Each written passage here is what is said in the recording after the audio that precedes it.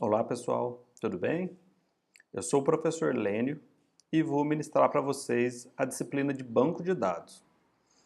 Inicialmente, eu gostaria de dar uma motivação para que vocês entendam qual é a necessidade e o que é um banco de dados.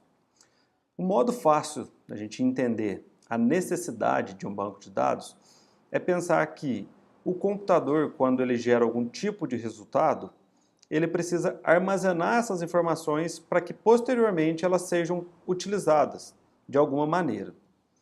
Então, o motivo pela qual eu preciso armazenar uma informação é a necessidade de usá-la depois. Alguns programas, por exemplo, um editor de texto, salva as informações que o usuário digitou em um arquivo de texto simples. O problema com isso é a consulta posterior por algum item específico desse texto é complexo, porque você tem que pesquisar todo o texto para achar a informação que você precisa. Pensando nisso, em um modo melhor de organizar as informações, foi criado o conceito de banco de dados.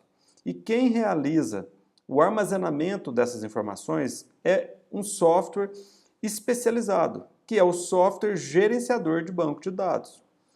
Então, o que vem a ser um banco de dados?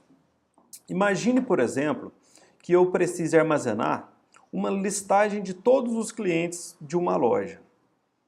Eu tenho, dentro de um gerenciador de banco de dados, a possibilidade de criar uma tabela, que nada mais é do que uma coleção de registros. E isso quer dizer que cada um desses registros vai conter a informação de um cliente que eu quero armazenar suas informações. Agora, uma tabela sozinha não me permite fazer muita coisa. Então, qual que é a ideia? Posteriormente, eu vou ter, se eu estiver trabalhando com uma loja, por exemplo, um cadastro de produtos, uma listagem de todos os produtos da minha loja. Então, eu vou ter uma outra tabela e nessa outra tabela eu vou armazenar os dados dos meus produtos, que a minha loja vende.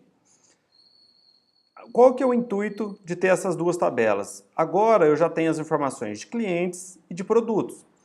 Uma terceira tabela que seria bem interessante ter no meu banco de dados é uma relação de venda de produtos para clientes. Ou seja, eu começo a criar tabelas mediante a minha necessidade e posteriormente quais são os dados que eu posso obter dessas minhas tabelas.